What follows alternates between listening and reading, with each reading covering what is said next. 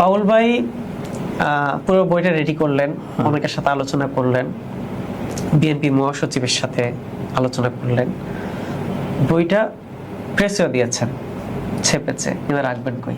আপনি যতই ভালো শাসক হন, যখন আপনি বুঝবেন আমার ভোট আপনার প্রয়োজন নাই, তাহলে হচ্ছে আপনি আমাকে জনগণ হিসেবে ট্রিট করবেন না। আপনি বলবেন আমার রাজ্য, তুমি জাস্ট আমার খেয়ে পড়ে বেঁচে আছো। 4-5 বছর হবে যখন মানে আমাদের ভাগ স্বাধীনতা বলতে কিছুই না, সামান্য একটা খাদিজার মুক্তি চেয়ে একটা স্ট্যাটাস দিয়েছিলাম। তো স্ট্যাটাস দেওয়ার পর অনেকগুলো কল। আচ্ছা, এটা বছর 1.5 আগে।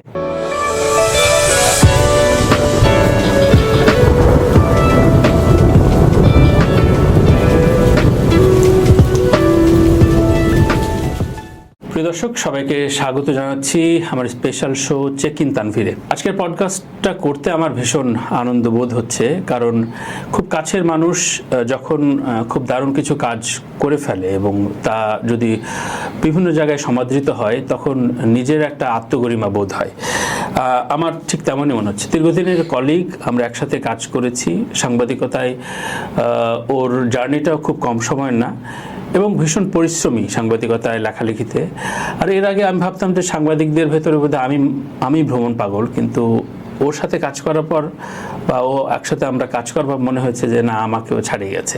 ভীষণ ভ্রমণ পাগল। দৈনিক ইত্তেফাকের সহ সম্পাদক, এর ভেতরে বেশ কিছু গবেষণাধর্মী বই বের করেছে, তার সৃজনশীল কাজ আরও অনেক রয়েছে। বাকি আলাপ আমরা আড্ডায় শুনবো। নাম নুরুল করিম। নুরুল, স্বাগত আমার সাথে।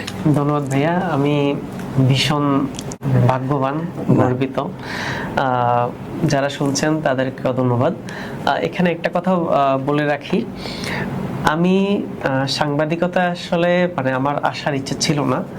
আমি যখন এই যে কিশোরতে কাজ করতাম, তখন কিশোরতে কাজ করার 1 বছর পর আপনার টিমে কাজ করার সুযোগ হয়েছে আমার। তো বলা চলে একদম সাংবাদিকতার শুরুটা মানে নিউজ পেপারে আপনার মাধ্যমে। তো আপনি আমার সেই হিসেবে আপনি আমার গুরু বটে। না, সেজন্য আসলে গুরু শিষ্য না, দুই ভাইয়ের একদম ক্যাজুয়াল আজকে আলাপটা করতে চাই। আমি যেভাবে তোকে ভাই হিসেবে তুই সম্বোধন করি, সেভাবে আমি আজকে পডকাস্ট বলবো। সাংবাদিকতা বা লেখালেখির শুরুটা কিভাবে তোর? ভাই, আমি যখন হাই স্কুলে ছিলাম, আমি চট্টগ্রামের পত্রিকাগুলোতে লেখালেখি করতাম। আচ্ছা, আজাদি এর মধ্যে অন্যতম। এরপর ফেনীর যে লোকাল পত্রিকাগুলো ছিল সেগুলো তো লেখালেখি করতাম, মানে জাস্ট কবিতা, জন্মশহর হচ্ছে গল্প। হ্যাঁ, জন্মশহর হচ্ছে ছাগলনাইয়া, ফেনীর ছাগলনাইয়া। তো ওখানে বসে আমি পোস্ট অফিসের মাধ্যমে এই লেখাগুলো পাঠাতাম। তো এটা আসলে খুব বেশি মানুষ জানতো না, মানে আমার ফ্যামিলির লোকজন জানতো না। তো নিউজে এগুলো পাবলিশ হতো, জাস্ট আমি খুশি হতাম এই পর্যন্তই।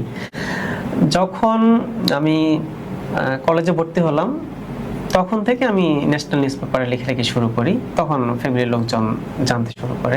প্লাস হচ্ছে আমার এলাকায় একটা পাঠাগার আছে, মহামায়া গণপাঠাগার। তো ওইখানে অনেকগুলো পত্রিকা রাখা হতো, অনেকগুলো বই ছিল। তো সেক্ষেত্রে এই যে আমার বইয়ের প্রতি ভালোবাসা, নিউজ পেপার পড়া, এটা হচ্ছে ওখান থেকে। মানে আমাকে আমার ক্যারিয়ারে একদম টার্নিং পয়েন্ট বলতে হচ্ছে ওই পাঠাগারগুলো খুব ইন্সপায়ার করেছে। হ্যাঁ, আমি মানে আমার টিচার এখনো বলেন, আমার সাথে দেখা হলে, আমি স্কুলের পর খেলাধুলা খুবই কম করতাম, কিন্তু আমি সার্বক্ষণিক ওই পাঠাগার সময় দিতাম। মানে বিকেল বেলা হোক বা সকাল বেলা হোক, যা বন্ধের টাইমে দুপুর বেলা হোক। সো আমার আসলে ওখান থেকেই শুরু লেখালেখি। কলেজে থাকার সময় জাতীয় পত্রিকাগুলোতে লেখালেখি শুরু করি। তারপর হুট করে কিশোরতে আসলে কাজ করার সুযোগ হয় প্রদায়ক হিসাবে, কন্ট্রিবিউটর হিসাবে।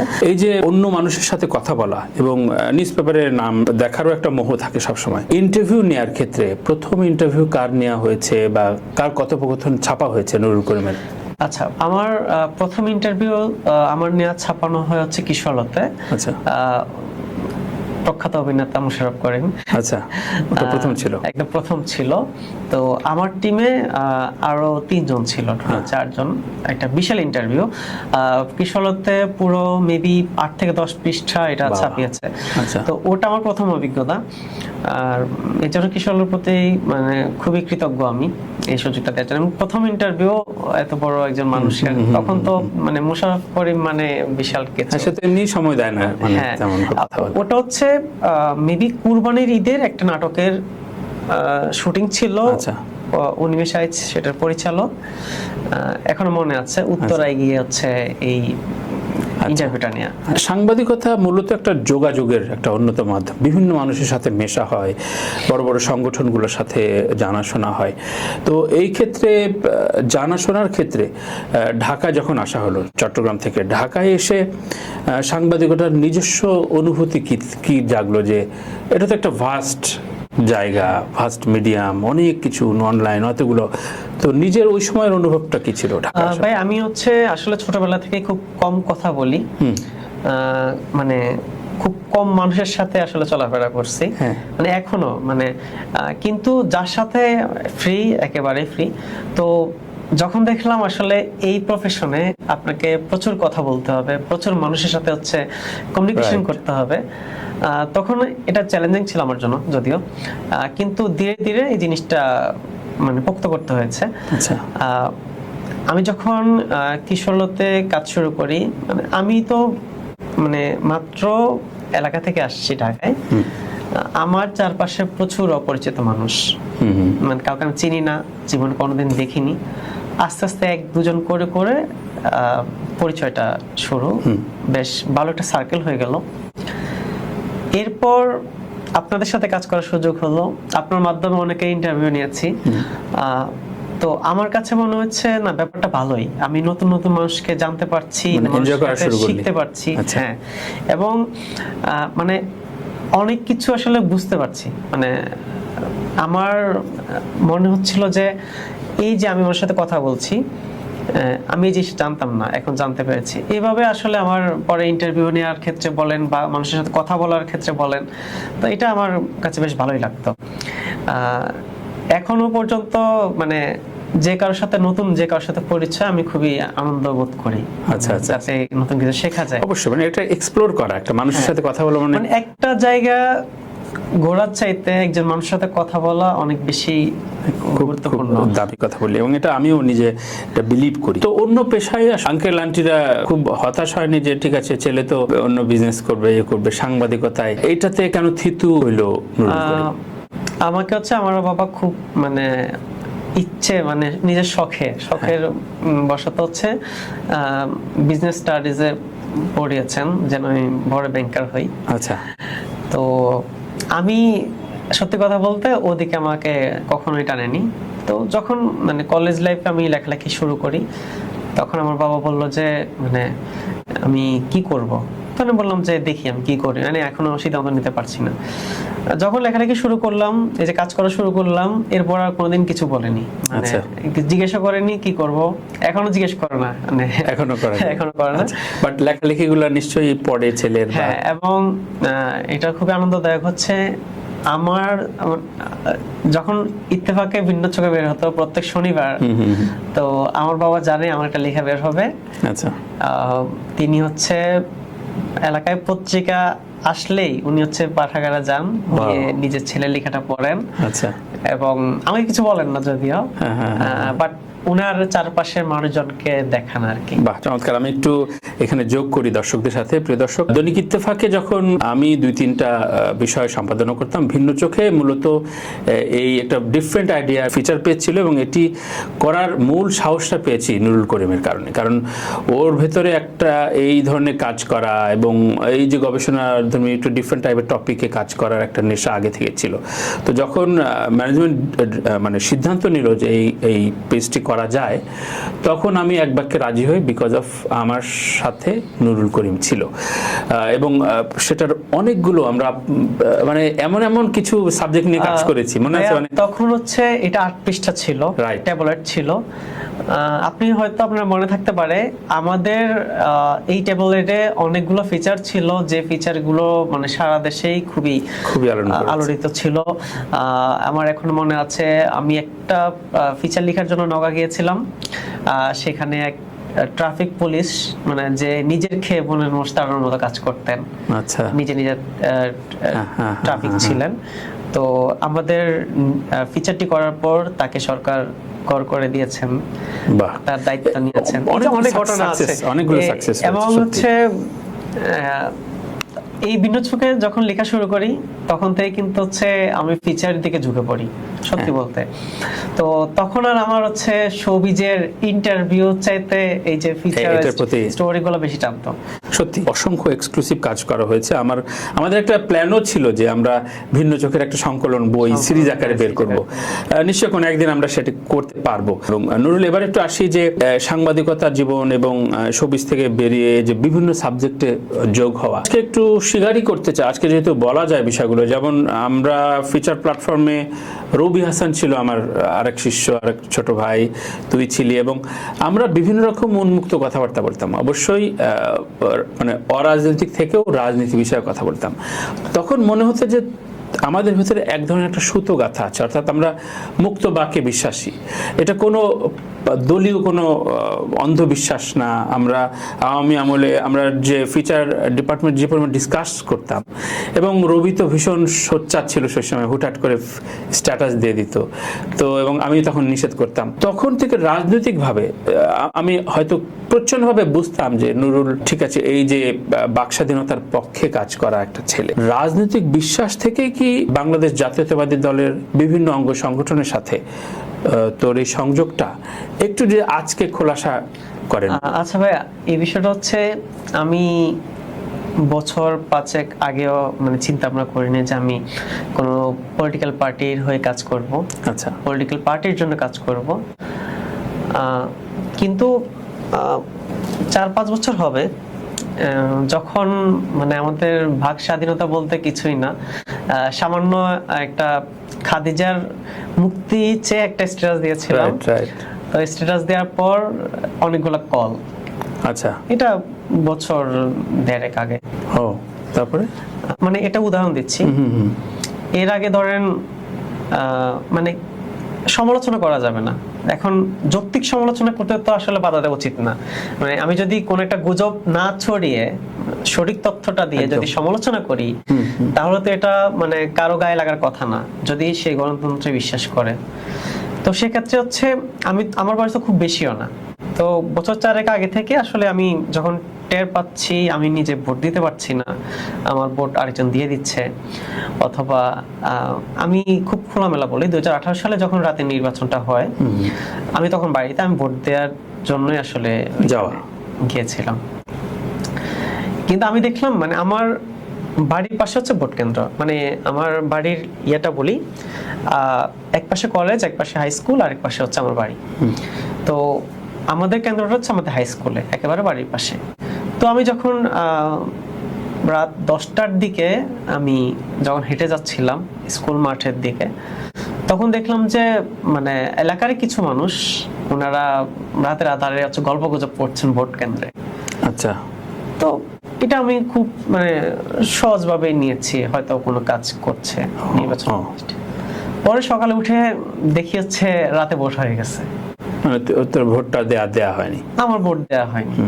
যেমন হচ্ছে অনেকে গল্প করছে আমি 50টা দিয়েছি, আমি 100টা দিয়েছি, খুবই গর্বের বিষয় ওদের কাছে। তখন থেকে আসলে আমার মনে হয়েছে মানে এইভাবে যদি চলতে থাকে তাহলে জনগণের কোনো মূল্য থাকবে না।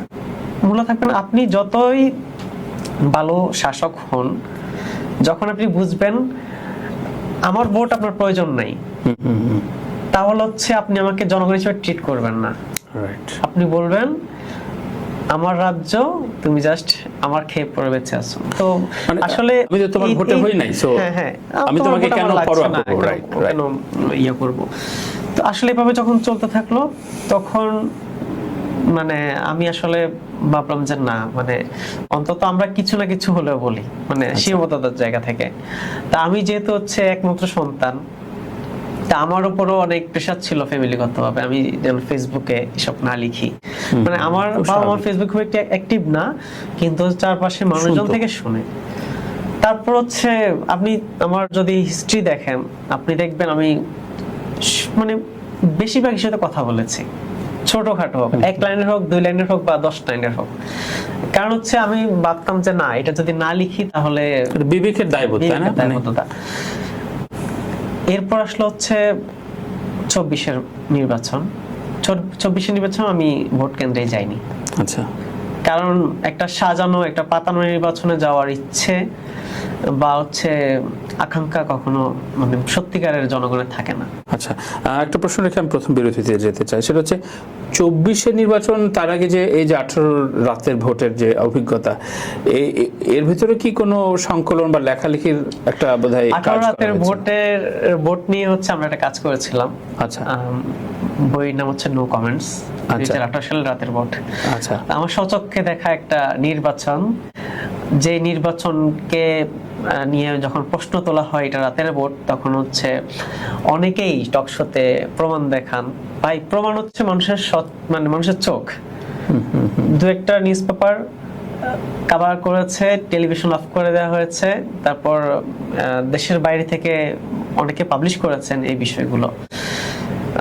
তো এটা নিয়ে একটা সংকলন বের করেছিল আমার শ্রদ্ধেয় বড় ভাই বাবুল তালুকদার, বাংলাদেশ জাতীয়তাবাদী দলের বিএনপি চেয়ারপারসনের ব্যক্তিগত ফটোগ্রাফার। তো ভাই হচ্ছে আমাকে একদিন ফোন করে বললো যে এই অবস্থা, আমরা রাতের নির্বাচন নিয়ে একটা বই করতে চাই, আমার কাছে এই ডকুমেন্টস গুলো আছে। আচ্ছা। তো টোটাল ডকুমেন্টসটা হচ্ছে, ও যে তুই বাউল ভাইকে ওইটা বললি? বাউল ভাই আমাকে বলল এই ডকুমেন্টস গুলো আছে, তুই চলে আয়, আমরা হচ্ছে একটা কি করি। আমি তার সাথে সংযোগ বা পরিচয় কতদিনের ছিল? বাউল ভাইয়ের সাথে আমার পরিচয় 2014 সাল থেকে। আচ্ছা। 2014 সাল কোন অনুষঙ্গে? আমি লেখালেখি করতাম, বাউল ভাই অনেক জায়গায় পাবলিশ করতেন, ওনার নিজে একটা পোর্টাল ছিল, ওই পোর্টালে আমি কাজও করেছি। আচ্ছা। টোটালি এভাবে হচ্ছে একেবারে মানে বলতে গেলে যদি আমি কোনো ওয়েব পোর্টালে কাজ করি, সর্বপ্রথম আমি বাউল ভাইয়ের মাধ্যমে কাজটা করি। আচ্ছা। এটা কি যে কচুক্ষেত এলাকার যে অফিসটা? এটা হচ্ছে মতিঝিল অফিস ছিল। আচ্ছা আচ্ছা। মতিঝিল পোর্টালটার নাম কি ছিল? a1news24.com। আচ্ছা আচ্ছা আচ্ছা। ওখান থেকে ওনার সাথে পরিচয়। তো বাউল ভাই যখন হচ্ছে এই নির্বাচন নিয়ে কাজ করার কথা বললো, তখন আমি তো মানে যাই হবে হোক আমি কাজ করব, মানে কোনো ভয় ডর লাগেনি ওই সময় যে না ঠিক আছে এটা আমার, হ্যাঁ মানে ঠিক আছে আমি ইনভলভ থাকবো, কোনো সমস্যা নেই। 2021 সালে আমরা একটা বইয়ের কাজ শুরু করেছিলাম, সেটার বিষয়ে পরে বলবো। 2022-এ এটা আমরা শুরু করি। আচ্ছা। শুরু করার পর প্রায় 6 মাসের মতো লেগেছিল এই বইটার কাজ। 6 মাস। তো পরবর্তীতে এই বইটা আমরা উন্মোচন করেন বিএনপি মহাসচিব শ্রদ্ধেয় মির্জা ফখরুল ইসলাম আলমগীর স্যার, আর স্ট্যান্ডিং কমিটি আর অনেকে ছিলেন।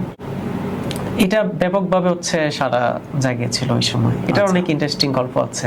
আচ্ছা আচ্ছা, একটা দুইটা কি শেয়ার করা যায় আজকে? এটা ইন্টারেস্টিং গল্পগুলো সবচেয়ে বেশি ঘটেছে বাউল ভাইয়ের সাথে। আচ্ছা, কেমন?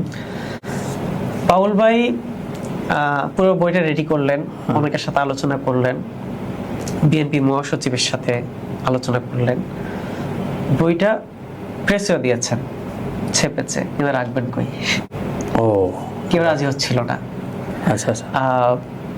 আমাদের মানে এখানে যে কোনো একটা, কারণ সব জায়গায় তো আসলে যে কোনো একটা এমবেসিতে এই বইটা রাখা হয়েছিল। আচ্ছা। তো এখন যে কনসুলার জেনারেল তার ছেলে যখন বইটা দেখলো, হ্যাঁ এটা এই প্রসঙ্গে বই, তখন উনি তার বাবাকে প্রেসার দিল এই বই এখানে রাখা যাবে না। ওই কনসুলারের ছেলে প্রেসার দিল? হ্যাঁ, প্রেসার দিল এই বই এখানে রাখা যাবে না, সরকার ডিস্টার্ব করবে। তখন বাবুল ভাই পড়ে গেল হচ্ছে বিপদে। আচ্ছা। মানে তাকে এক রাত পরে বইটা নিয়ে যেতে হবে। এখন নিয়ে যাবে কই? মানে 1000 বই রাখার মতো প্লেস, নিরাপদ প্লেস, এবং কি হচ্ছে এই যে এটা এই বইয়ের রাস্তা দিয়ে টেনে নিয়ে যাবে, রাস্তার মধ্যে তো মানে ওপেন, যে কোনো সময় চেক হতে পারে। তো উনি যেখানে ছাপা হলো ওটা জায়গাটা নিরাপদ ছিল মানে? ওটা নিরাপদ ছিল। আচ্ছা আচ্ছা।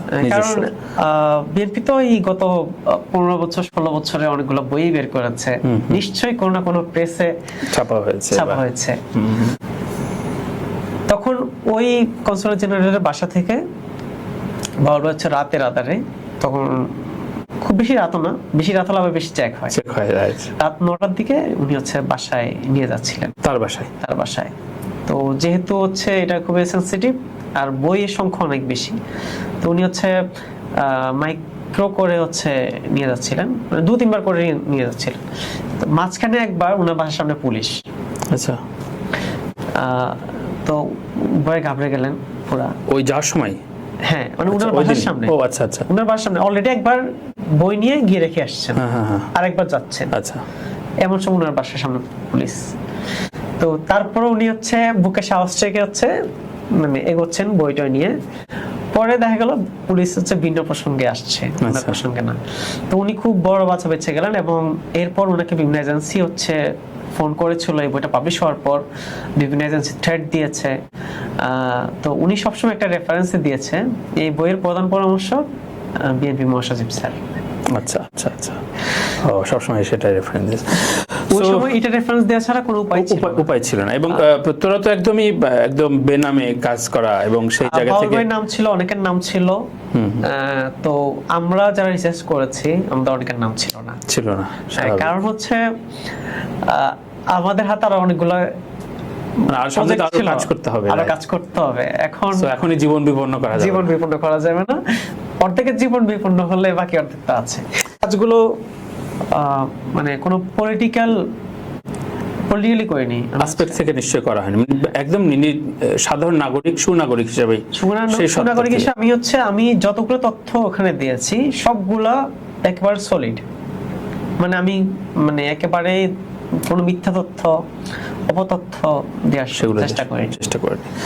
সেটাই প্রিয় দর্শক, আজকে হয়তো আমরা খুব গাল ফুলিয়ে হেসে হেসে এই কথাগুলো শেয়ার করছি বা নুরুল বলছেন, কিন্তু যে ঘটনা ভেতর দিয়ে গিয়েছে, যে ঘটনাক্রমের সময়কাল, ওই সময় নিশ্চয় এইভাবে আসলে আমরা হয়তো অনুধাবন করতে পারছি না যে কতটা ভীতিকর।